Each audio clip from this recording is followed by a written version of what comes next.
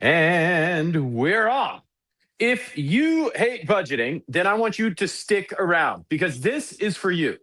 If you're 18-year-old and 18 years old and you want to be a millionaire or multimillionaire by the time you are 60 or by the time you retire, you don't want to retire broke, then stick around because this is for you.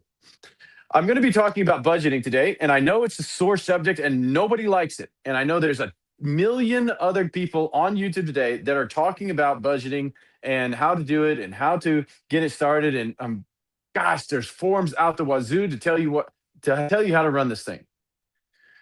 Honestly, I don't really like budgets. I thought I did at first when I started getting into finance and stuff, but as the years went by, I was like, man, I really don't like budgets that much. However, I like what budgets do for me, so I still do a budget, even after many, many years of growing wealth. So, what I'm going to talk to you today about and help you understand a little bit more of is how to build wealth and the significance of using a budget.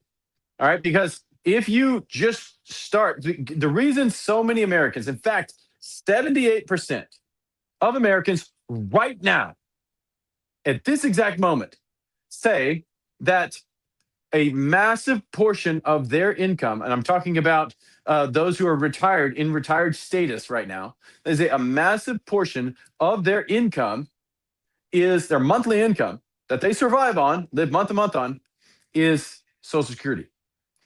And I don't know about you, but and as a 39 or 38-year old, I'm going to be 39 in April, year old man. I'm not really thinking that we're going to have a lot of Social Security available to us at that age. And honestly, the thought of having to retire on Social Security is kind of depressing for me.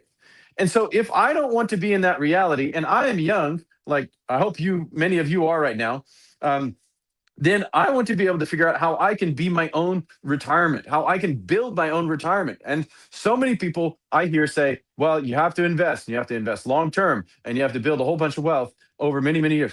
Well, yes, that is all true, but how much money do you actually have to invest? And that question is answered by how young you are. How many years you have to be in the market is the number one factor that determines how much you have to invest over time. And so I don't have any products to sell you for that. I don't have any investments to give you. I'm simply a guy who's built wealth over years. It's taken to be about 18, 20 years to get where I am today. And I've worked to build multi-million dollar status, but using the plain old grandmas and grandpas and God's way of handling money. And so that's what I talk about on this channel. I share those information to you freely. It's been given to me freely. I'm giving that to you. But I do want to point out some really, really important facts. 25% of Americans today, young people today, say that they think Social Security is going to be a main source of income when they turn 67 or whatever. Maybe they're going to turn it to 85 by the time we get old enough to retire. Who knows? They keep edging it up. It used to be 50, used to be 50, it used to be 55, 50. Then it got to 60. Then it was 59 and a half for a little while. Then it got to 60 and now it's 67 already. Maybe it's going to be 89 by the time I get there. But the point is, if you're an American today and you're less than 30 years old and you, gosh, you just invest a little bit for Christ's sake, then you will have so much wealth by the time you turn 67 that you won't even have to think. Like the money from Social Security is just a drop in the bucket. But to think that 25% of Americans are hoping, wishing upon a star, that Social Security is going to take care of them at that age, it just makes my heart depressed. Because if you are 18 years old right now, and guys, if you know an 18-year-old, please turn them on to my channel. I beg you, turn them on to our TikTok, turn them onto our channel on YouTube, and tell them that this exists. And tell them there's a guy on there that just talks about how you can become a multimillionaire not using a whole lot of money. And there's no schemes. There's nothing I'm peddling or selling to you on the subject. It's simply facts, interest rates, and time. Okay. And so if you have an 18-year-old in your life, and I honestly think if you don't tell them this information, that you don't love them very much. So if they if they just invest $100 a month from age 18 to age 67 and they don't do any other investing. Guys, think about it for a second. It's pizza and Starbucks money. $100 a month from age 18 to 67 at a very measly 11% interest rate, which all of my, not all of them every year, but most of mine every year do greater than that. That is over $2.3 million. And that's all they did. If the interest rate edged up a little bit by 1%, and you're 18 years old right now, and you're making a little bit of money. We're not talking millions. You just don't spend so much on pizza, and maybe you don't spend so much on whatever it is people buy these days, video games or subscription games or whatever. I see my kids they buy some of the video games. It's like, man, we didn't used to buy video games like that. We had to actually go to the store, pick out the video game, look at talk to the person there, get it out of the shelf, take it to the register, pay for it, and bring it home. Now it's just like click, click, click. Oh, I bought a new video game for $50. Anyhow, the point is, if you just take $100 and you're 18 years old right now, and all you do, this singular piece of investment advice that you ever follow is this: $100 a month, invested in a growth stock mutual fund from age 18 to 67, you will have over $3.5 million. Holy freaking cow. And you're in America today. I talk to people all over the world because I own a company that is involved in language services, does translation services, interpretation services, and all of the kind of compliancy digital services for people all around the world. And as I do that, I see different marketplaces. I see different tax scenarios and different ways that the government treats their citizens. And one thing I am just amazingly grateful to God for is that I'm American, because you have the opportunity to invest in those tax sheltered incomes over your lifetime. And you can invest in American mutual funds from American backed companies, and you can take advantage of that marketplace growth over years and years and years. Guys, there's a quick story I want to tell you. Benjamin Franklin, and we all know who Benjamin Franklin is, or if you don't know, I hope you learned something today a little bit. He was way, way, way back when America started. He was one of those guys that helped America get started.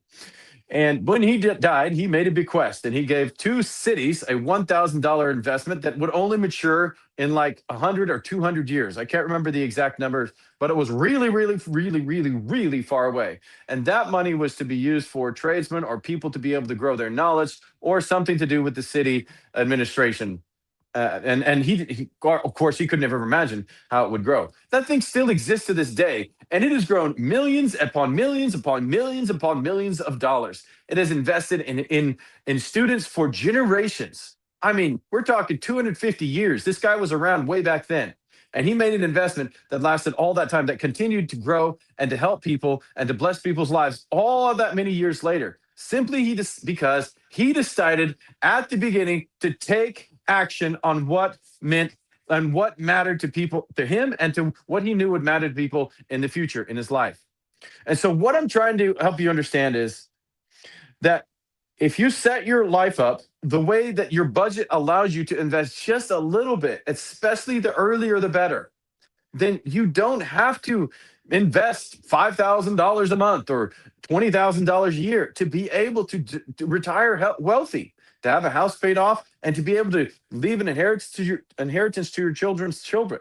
You don't. You simply have to be able to be in a place where you can invest a very consistent, even though small amount of money over the lifetime of your investment, to be able to have a multi-million-dollar net worth. And if you're in America today, I think, honestly, to me, it would be a shame for any American if after you heard this message and who can actually go out and get work, to not take advantage of the things that we have available to us in order to be and in order to build your own personal wealth and the wealth for your family. Now, guys, I'm getting a little concerned right now because my camera right there, I forgot to plug it in. So I'm actually going to have to stand up in the middle of this YouTube stream and go plug that camera in so that I don't have a battery failure. But the good thing is I have a camera or a charger right here. So, guys, I just want you to help you understand that there's a lot you can do and that you don't have to feel helpless, and you don't have to feel like it's building wealth isn't for you. And that's just impossible for you because people like us can't build wealth. Well, I'm just a poor guy. I was just a poor guy, was from a small town in South Texas who didn't start with a lot. In fact, I started with basically nothing. But I was able to scale to multi-million dollar net worth simply because I followed a set of principles over time. Karina, is everything still looking okay on the video, or did I mess it up when I made that connection? Please let me know.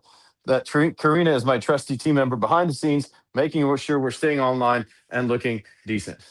Karina, let me know, Looks good. and we'll continue. Okay, thank you very much. So, what am I going to talk about today? What I want to talk about today is budgets for people who don't like budgets. Now, listen. The whole point of the budget look, for me, the whole point of this, the whole point to have any budget at all is so that you can put yourself in a position to where you consistently can do the right thing over many, many years so that wealth can be built in your life. You allow yourself to build wealth. Remember, that 18-year-old, all they need is $100 invested per month over their lifetime to be able to get to multi-million dollar net worth. It's 3.5 million at 67. But do you know what that money is? That's worth at, say, 85? You want just anybody can guess? I don't know. I can't make that I can't make I can't make that guess without doing a calculation. But if you oh man, this blows my freaking mind. If you're 18 and all you ever do from age 18 to 85 is invest $100 in a growth stock mutual fund, that makes 12% over the lifetime average return. You'll have $30 million off of $100 a month. So, guys, if you are an American today, and if you know an 18-year-old, please send them to this channel so that I can help them and remind them and encourage them to do this. Because wouldn't it have been amazing if somebody in your family did that for you? It would have been amazing for me. I would have loved it. I would have felt they hung the moon, and I would have respected them forever.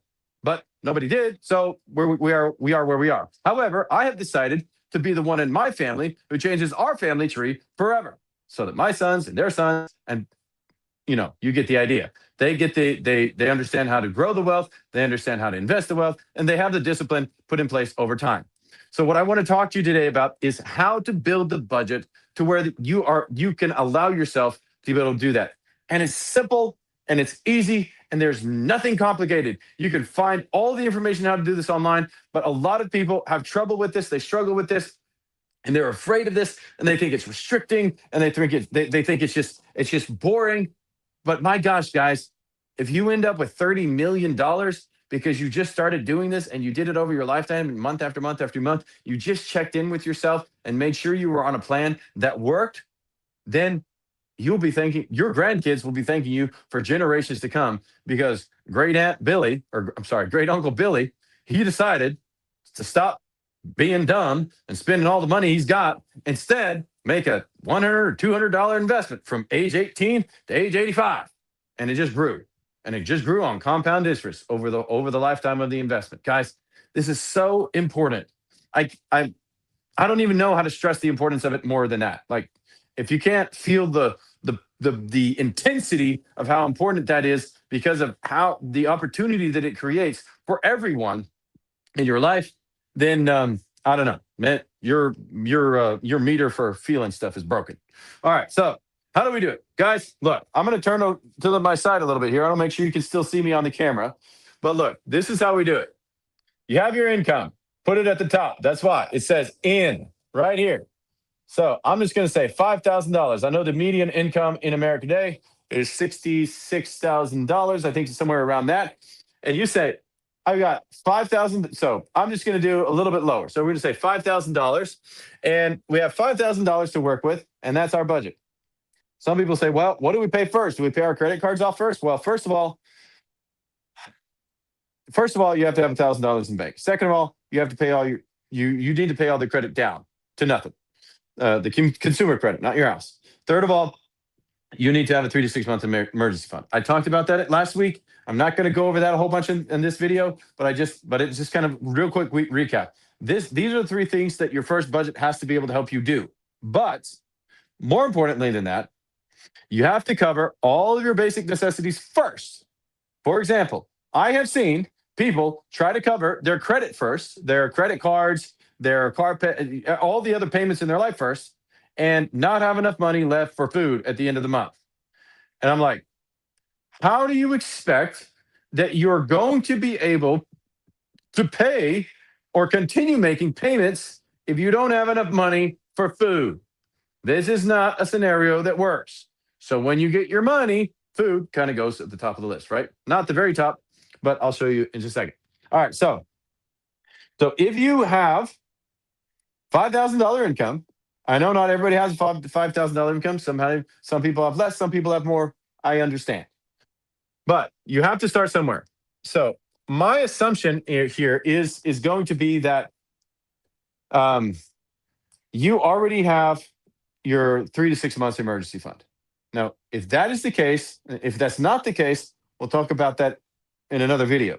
But if you do have your 3 to 6 months emergency fund and you're starting out, say you're just 18 years old, you just got your first job, or maybe you're 25 years old, you got out of college, took a year off or whatever, and now you've got your job and you're starting your life off, and things are starting off pretty good. You got a $5,000 job right out the gate, and $5,000 a month, you take it home. So what do we do first? So I'm a person of faith. I believe that that we should give. So you may not believe that you should give.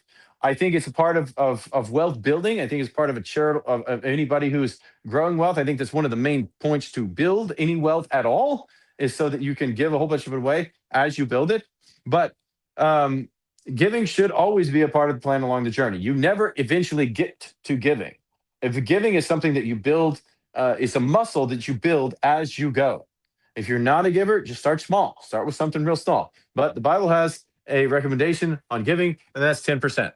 So I write 10% for giving. If you don't start with giving, you will not get to giving. This is a very important principle. If you don't start with giving, for example, I make this much money. Once you get to the end, you will not have enough money left to give, because you will probably have something to spend it on if you just leave it to the end. That's why the giving goes first. And again, this is considering we're at baby step 3, where we have all of our debt paid off and we have a fully funded emergency fund. Now, what's next? Well, so 10% is for giving. And that's giving. That's what? 5,000. If my math is correct, pretty sure it is, $500, right? $500. All right. The next thing, we cover all of our basic necessities. We cover all of our household expenses, basic necessities, the things that we have to live. Now, remember, if you're in this step, it means you don't have a car payment. And you're like, I can't live without a car payment. I lease a car. Did you know leasing a car is one of the most expensive ways to operate a vehicle? I hope that's not you, but if it is you, I really hope you reconsider your leasing situation. All right. So food, shelter, clothing, transportation. That's the next item. So first item, giving. If you believe in giving, and a great base for that is 10%, and then food, shelter, clothing, and transportation is what I said, right? Yeah. I just want to make sure I'm writing the same things I have on my list here. So, I've heard people paying of their credit card bill before they pay for any of these things. And I'm like, how would you ever do that? Why would you ever do that? If you don't pay for these things, you won't be able to pay the credit card bill at all. You'll be living in a basement somewhere or on the side of the road. Well, obviously not on the side of the road, but I mean, that's the scenario you find. You can't make an impossible situation for you to live in. So many people think, well, if I put my money on paper, then it's going to show me the reality of my life. Yeah, that's the point. If you don't look at reality, you will not be able to grow wealth. And if you just hide your head in the sand from what reality is in your life, then you will not be able to fix it. Wouldn't it be better to know what the monster is in the closet so that you can maybe make a plan and avoid it? Because the evil that you know of is much easier to deal with than the evil that you don't know of. Like, if there is a monster in my closet, I kind of want to know. I want to know how tall it is. I want to know how big it is. I want to know what I have to do to get that thing out of there. Do I have to call a Terminator? Do I have to call the army or police? I don't know. What do I have to do? It's something you. It's easy once you know what the enemy is to be able to understand what to do. Humans, we are wired to solve problems. And that's one of the most important reasons we have to make a plan. We have to open up what our life looks like on paper with our money so that we can actually move forwards. Because once you start to think about how to solve the problem, your brain engages and it says, okay, maybe we don't make enough money to pay for all the expenses. Okay, that means some of the expenses don't get to exist in my life. Why? Because we don't have enough money, or we have to go out and make more money. Kind of two options here. And we're really good at aligning ourselves with what it takes to survive because we have these survival instincts inside us that say that we have to have food, shelter, clothing, and all those necessities for our life in order to stay alive, which is a good thing. So, at the top of our list and the top of our budget, we go through food, shelter, clothing, and transportation. Okay, shelter also includes the utility aspect. And so that's like electricity, water, heating, whatever. If you're in the northern climate, you have heating. If you're in southern climate, obviously you don't have heating, but you have cooling. So the electric bill is higher unless you have solar, like I do. I have a bunch of solar. I built my solar system myself. That was a really cool project. Anyways, and it adds a ton of value to our life because it provides for all of the needs of all of the cooling and heating. And so, depending on what kind of system you have, so you start with these items, and whatever you put in those, that's what you put in. Now, just a word of wisdom: in any scenario, in every situation throughout your life, be sure that your house the payment that you have for your renting or paying off your mortgage for your home for where your shelter is no more than 25% of your take home pay. It can't be more than 25% of your take home pay. If it is, you're going to be out of balance and wonder why you never have money. So how do we do that? So if you make, for example, $5,000 a month and you want to know what 25% is, we'll just multiply it by 0.25, and then you can get a number like 1,250. And that's 1,250 is 25% of 5,000. So if our shelter is 1,250, then we are in the right spot with how much our rent or our mortgage should be. Well, you say, well, I want a nicer place than that. I deserve a nicer place than that. I can't live in a place that's $1,250. Well, your budget says that's what you need to live in. Well, I don't like that. Okay, well, then you either go out and make more money or marry somebody and they got to get to work. I mean, that's how it works. You can't make, you can't just go outside of the parameters and hope that you'll be in a place that you'll be able to sustain your lifetime of wealth building. And this is so important. So much of wealth building is contentment. If you cannot be content with where you are and the little amount that you can invest over all those years, then you're not going to be able to put yourself in a position where you can build wealth. And my whole point is that you get in that position to where you can build wealth. But if you're out of balance with how much your shelter costs, I'm going to write it on the board here so you can see it, 25%. That's the amount you should be paying. So there is a range. Like if you're like, well, it's not exactly 25, it's like 20, it's like 25.8. Okay, it's fine. If it's 27, okay, fine. If it's 30, you're kind of getting out of the range there. You're probably going to be a little tight some months. Okay. So you have to understand these parameters about money and about money flow as they run through your household. Because if you overbalance yourself with your shelter, you won't have enough money left over for food or transportation. Because obviously, over time, we're going to need a new car. How are we going to be able to get the new car if we don't have any money left over at the end of the month because we spend all our money on our rent every month? That's going to kind of suck. So what do? We find a place that's not that. I mean, that fits our budget. And what fits your budget and what fits my budget, by the way, is no more than 25%. What? Yeah, no more than 25% of my take home pay is what I would either spend on a mortgage or what I would spend on rent. Um, well, that's impossible. Well, no, it's possible. You have to be creative and you have to figure out a way to make it work, just like I did before I was able to build our own home debt free. So now I don't have any mortgage on our home because I completely paid it off. In fact, I built the thing. I built a home. I built two homes in my lifetime, and they're both paid off.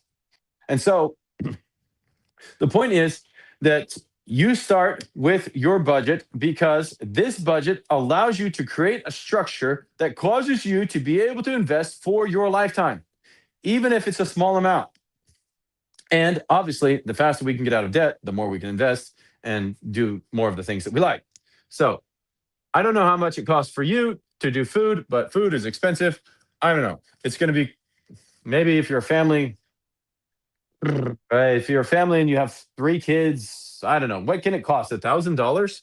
Is $1,000 enough for your household? I'm not sure. I have eight kids, so I really don't know how much it costs for a family with with three kids these days. But I know it's a lot of money because it's a lot of money for us. So there we go. So we already have at the top 500, 1,000 for food, and then 1,250 for rent. And you're like, man, how much money do we have left over? I don't know. Let's see here. My 5,000 minus 1,500. Okay, minus 1,250. So we're a little bit over half. So we have clothing. Okay, I don't know. If you're a family with three kids and two adults, then we're like, I don't know. What do you guys spend? $500 a month on clothing, something like that, and then transportation, another $500 on fuel. I'm just guessing. Okay, this is in the money that comes in, and this is representing all the money that goes out from your budget. This is I mean, it's a very simple process for when you think about it. You just sit down. Just guys, there's so many crazy apps out there that you can use. But if you just want to figure out your money and start to control it, you can just sit down with a piece of paper or even a whiteboard like I have here and start to figure out, okay, this is how much money comes in. This is how much money goes out of my life. And these are the things that have to come first. Again, giving comes first for me because I believe in giving. And then food, shelter, clothing, transportation, those things are all next in the order of priority. And now we have a chunk of money left over. So what are we going to do with that money? Okay, now we have to spend money on other things like somebody wants to go out to eat. So we need some entertainment. And so we have an entertainment budget. Yeah, you actually budget money for entertainment. And you know what? Entertainment is a heck of a lot more fun when you know you've got the money for it.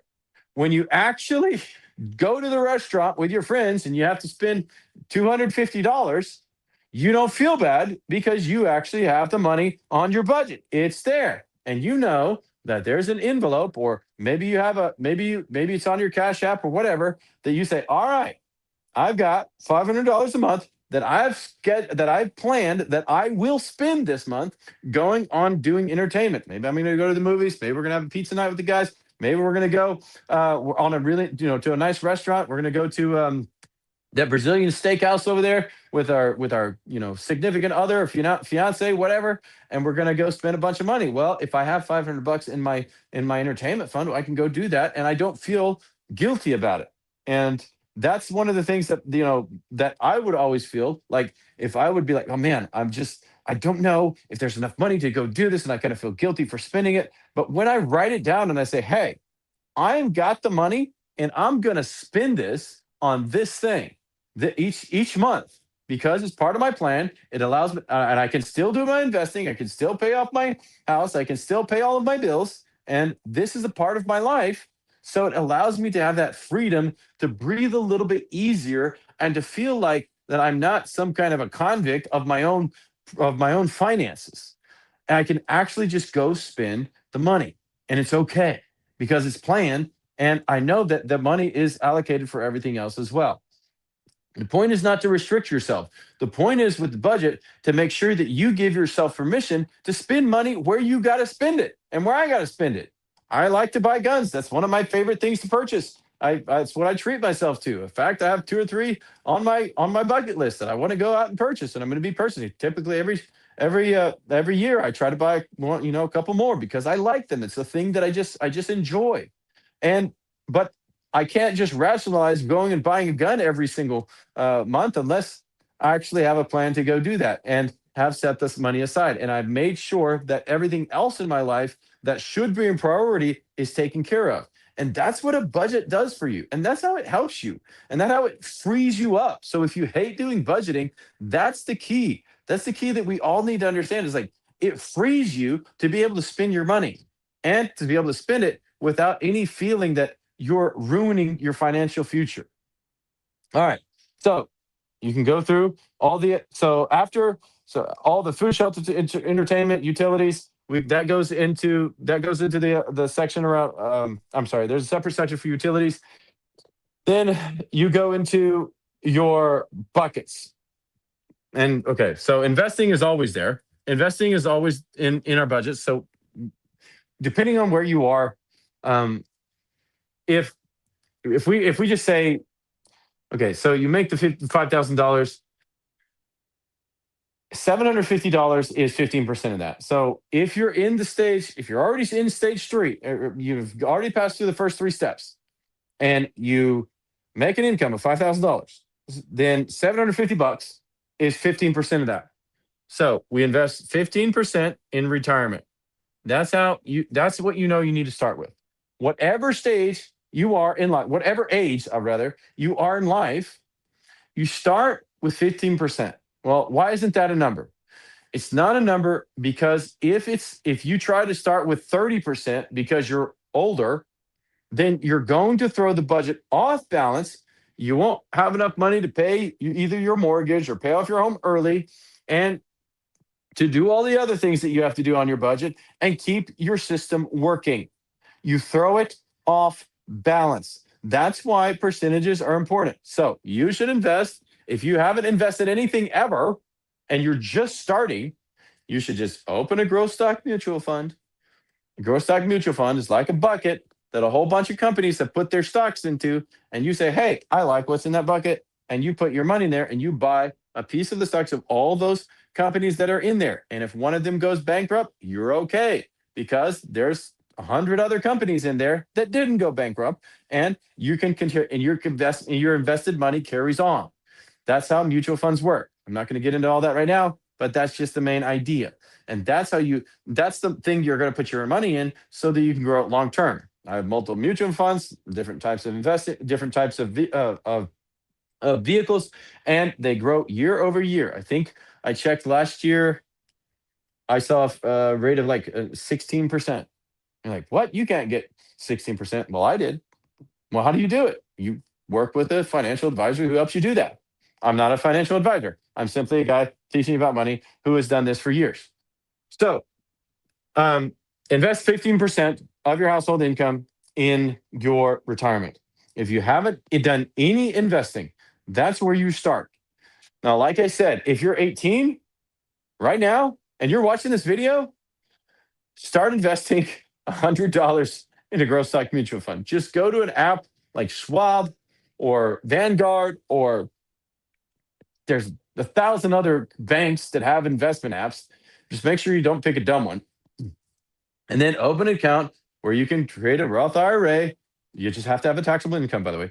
That you can create a Roth IRA, and you start investing your $100 a month into that Roth IRA. Well, it just seems like it's going to take me so long. It's going to take you a lifetime, but you'll be a multimillionaire.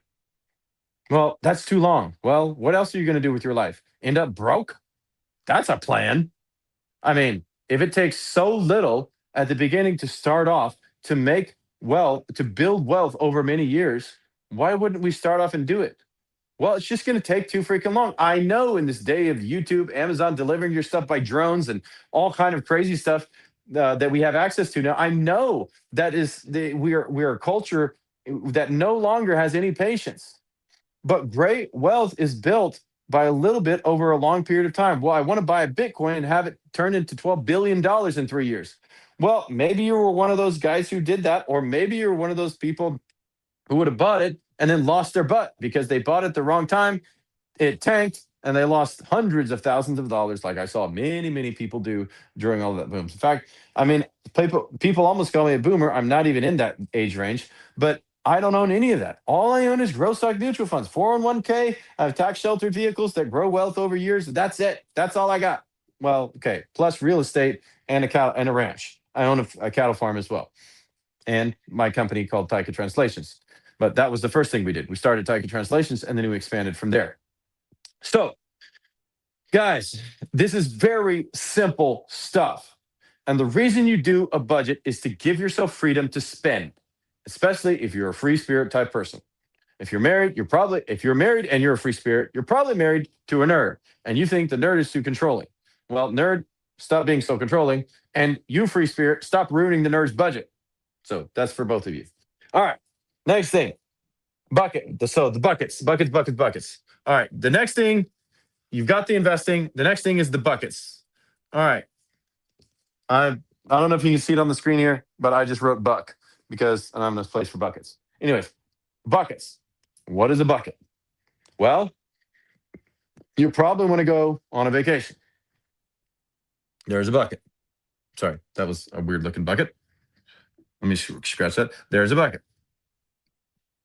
Then you're going to need some money in that bucket, right? Probably going to want a new car. There's a bucket. You're going to need some money in that bucket. Probably going to want, I don't know, a new tractor. I own a ranch. I like tractors. I want a new tractor sometimes. Probably going to want a new tractor. Probably going to want, maybe you're going to want to buy another piece of land. I like land. I like buying land. I want to buy more land. I want to buy a piece of land in Tennessee before long. Probably going to need to save some money for that. Depending on where you are in your life, this is how you save money to get what those big items in the future that you want. You set up your budget, make sure you're not out of balance. Sorry, I'm pointing at you with this pen.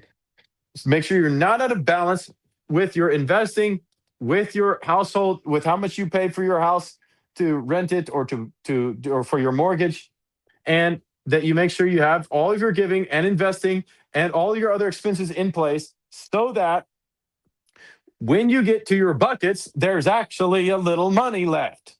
Because what so many people do, they try to impress their neighbors. They have a $5,000 income and they have a $500 car payment. I mean, I saw a car payment that's $1,200. And the guy had no savings or investments for the future. And I'm like, dude, do you know? And this guy's like 25.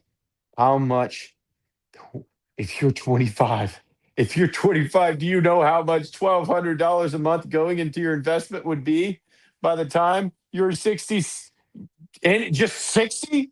Let me do this calculation for you. 25 years old, if you turn 60 years old, at 60 years old, you have zero in investment and you're 25 years old and you put $1,200. Oh my gosh, what a terrible car payment. You have $7.7 million. I hope you like the car because that car just took $7 million of positive wealth equity that you could have in your life to change your family tree forever. But you had a car payment of $1,200 at 25. Now, come on, guys. We got to stop doing this. America is smarter than that. Donald Golf, I appreciate that. I don't know what the nature of that is, but I could definitely talk about that question if you wanted to just go us a little bit further. Yeah, and honestly, you could DM me if you don't feel comfortable on the online session. You feel free to DM me, and I will absolutely get back to you in the chat. Okay.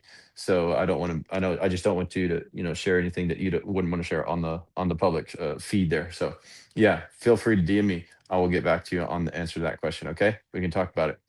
So guys, so we start to put the money in the bucket. Now you're like, well, we only got a certain amount of money. So say we have $500 a month left for the buckets. So $500 a month, $500. And we have that money left to go in these buckets. Well, the question is, when do we need what? Well, we need everything right now. We need a new car. We need a new tractor. We need another piece of land. We need the vacation right now. Okay, well, we can't have them all right now because we only have 500 bucks a month that's going in there. Now, this isn't a real number for you. Your real numbers are based on your real income. Whatever that top number is up here, 500, 5,000, maybe 10,000, maybe it's 150,000 for you because you're really awesome. But whatever it is, you start with the amount of money, and then you have a date when you have to have that amount of money. And what you'll very quickly find out is one of these buckets has to be first. One of them has to get the lion's share of the money that you can put in your buckets. So that one has to go first. Maybe your car is literally on its last leg. You got a really old Honda and it has 2 million miles on it and it's kind of sounding weird. So if that's the case, then you're probably going to need a car pretty quick. So the lion's share of this money goes into the bucket for your car. That's how we decide when the most imminent threat to dismantling our budget is and how fast and how much money we have to work with. That's what helps us understand how much, what percent, because we put a percentage, not an amount of this amount that you have for your buckets. We put a percentage, not an amount, in each of these buckets. Percentage. Okay. Obviously, you're like, well, percent doesn't equal money. Okay, I understand. It means we divide this amount by not by 20, not by 4, because we have 4 buckets.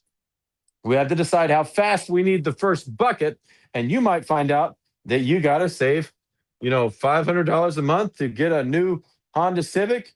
And can you tell I like Honda Civics? I actually love Honda Civics. I like Honda Civics. I like Honda minivans. Yeah. So, anyways, I like Hondas. In fact, they're one of the number one cars for millionaires. That's what millionaires drive: Hondas and Toyotas. A lot of them, not all of them. The top 3 were Hondas, Toyotas, and Fords. I think those were the top 3. So, so the amount of time you have till it must be a reality in your life determines the percentage of money, the percentage, this percentage that goes in that bucket. And that's how we start to decide, because there's always multiple buckets. Now, why are multiple buckets important? Multiple buckets are important because you might get a bonus at work. What? You might get a bump in your paycheck. What? And so then what do we do? Well, because this investment is a percentage, it kind of automatically goes up. And this, we always have something where our money can go to for that we have planned for the future. I said that really weird. We always have a place for the money to go to work for us to help the dreams that we have in our life to come true. So maybe you need a new car real fast, like that Honda Civic. It's kind of dying, right? And then maybe you need to buy a piece of land. You want to buy a piece of land in the next 5 years because you want to build a house on it. All right. That goes maybe in the next one. A little bit more time, but it's less imminent, but we still have to be saving for it because eventually one day we want to buy gosh dang house. So we're gonna have to have some money for it. And then the next one and the next one, depending on how much time you have before you get to that item in your budget. So the main point here is that if you go out of bounds with your percentages, with the items you're spending money on in your budget, you unintentionally but willingly throw off your ability to invest long term and help you build the wealth you want to build. Remember that 25-year-old who could make a car payment of $1,200 a month, making $5,000? He spent a quarter of his take-home pay on a truck payment. Gosh, and at 60 years old, so at 60 years old, he would have had $7 million, 7.7 million. That's close to 8 million, right? And at 67, which is the retirement age, actually at 67 at retirement age, if he would have invested the same amount, he would have $18 million. Oh my gosh! I traded car payments that caused me negative growth in my wealth over my lifetime. I mean, Americans, we are doing this every day. You're trading millions and millions of dollars for loss, for negative equity. every single day. And this has got to stop, people. We've got to stop doing this to ourselves. It's nobody else who's doing it to us. Yeah, they make those loans really available. Yeah, they're 0% and all of these wonderful fancy features and buy now, pay later. And all I know I'm an American too. I see all of the deals, but I also see the potential of what I could have in the future and what legacy I could pass on to my children if I just behave myself a little bit and determine to do something great for my family and future generations. And heck, I want to retire well off, so why don't I do a little bit for myself as well? And you should do it for yourself as well. I mean, just imagine. Now, I'm talking to some of our church people here, but if everybody in your church was on the same page and you're building and growing wealth and everybody's actually got, people, there's people with $10 million, there's people with $50 million, there's people with $1 million, and they're kind of stuff. How many people in your community would have their needs met because everybody's just got a little money? That'd be pretty dang awesome. And all you got to do is start with what you got. You start with your 15%. Now, above once you get above the ability, like once you've got your buckets and you've got all of your other things in line, then you can increase your investing. But as you start out, this is what you start with. You start with the 15% in your investment fund. You start with the 25% for your house, for your home. And then you make sure that you have money left over to put in these buckets. Again, you're already in this place where you have 3 to 6 months of savings, so we don't have to worry about if an emergency happens because there's already a pillow there to catch us if we fall. And when you get to this stage, and most people aren't, like if you look at a wealthy neighborhood, you're like, well, those people are really rich. They live in the rich side of town. Do you know that 9 out of every 10 rich people are up to their eyeballs in debt and they can barely breathe financially? Do you know that? This is statistically true. And in the medium or the middle what am I saying? Middle income side of town, it's like 7 out of 10. But in the real expensive places, it's like 9 out of 10. Why? Because people have got these percentages in their life so far off. They make a lot of money, but they spend way too much of it on areas of their budget that don't allow them to be able to maintain investment over time. You're like, well, you make a $500,000 income per year. Why don't you have enough money? And you still can't breathe. They still can't freaking breathe. You walk down there's in one room, there's somebody who's making $500,000 per year and he can't breathe and he's about to get a divorce on a verge of divorce because they can't make all their payments.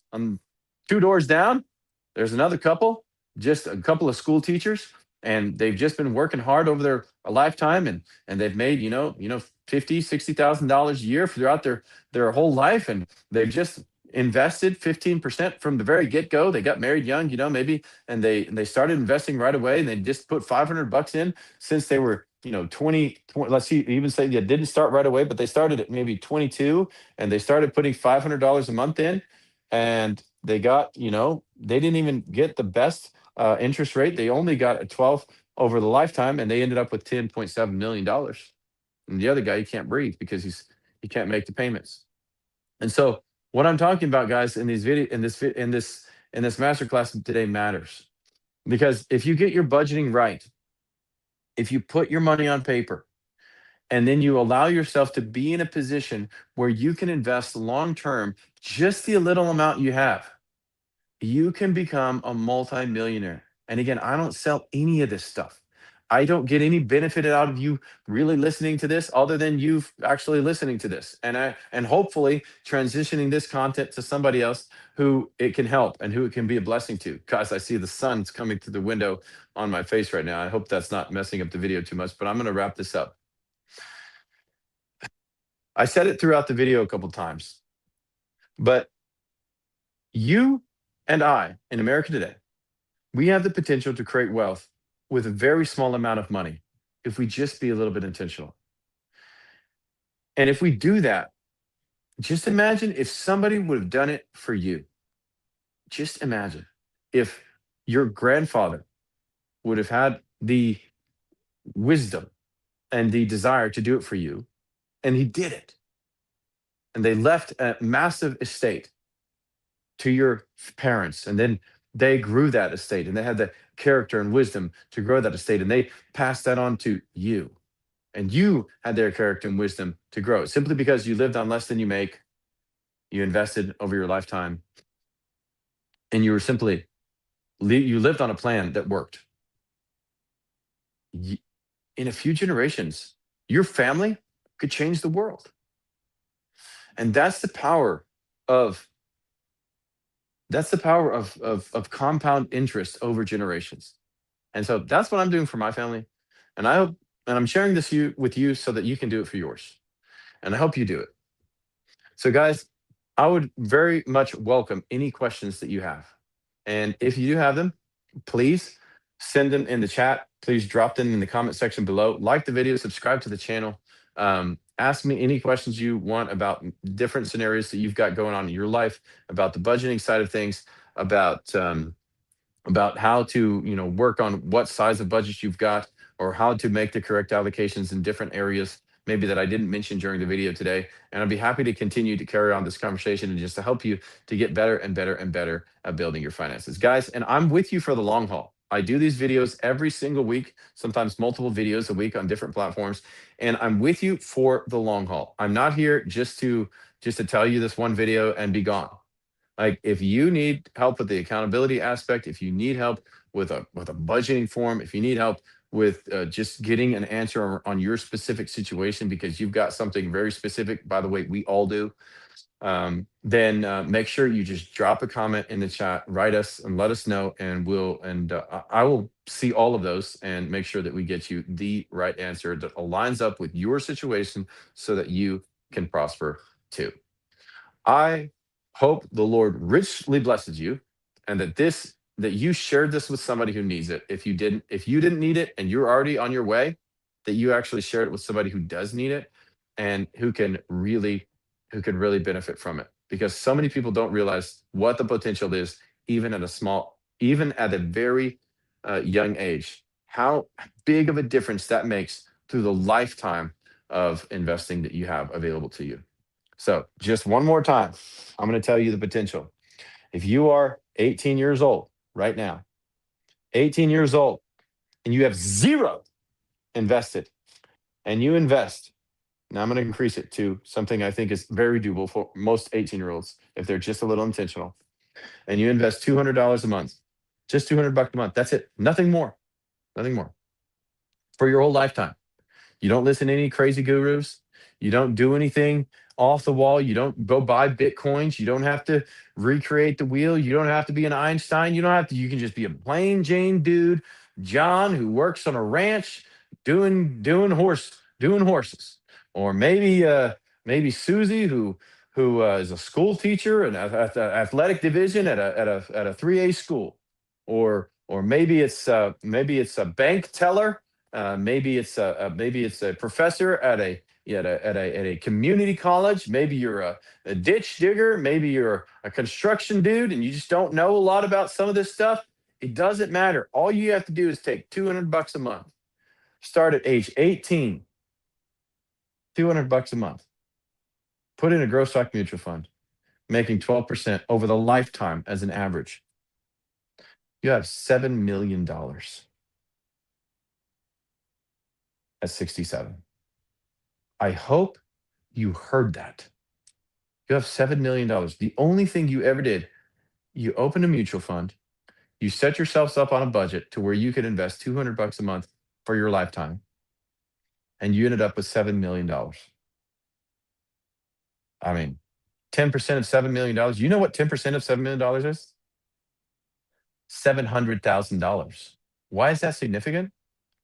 Because you make 12%.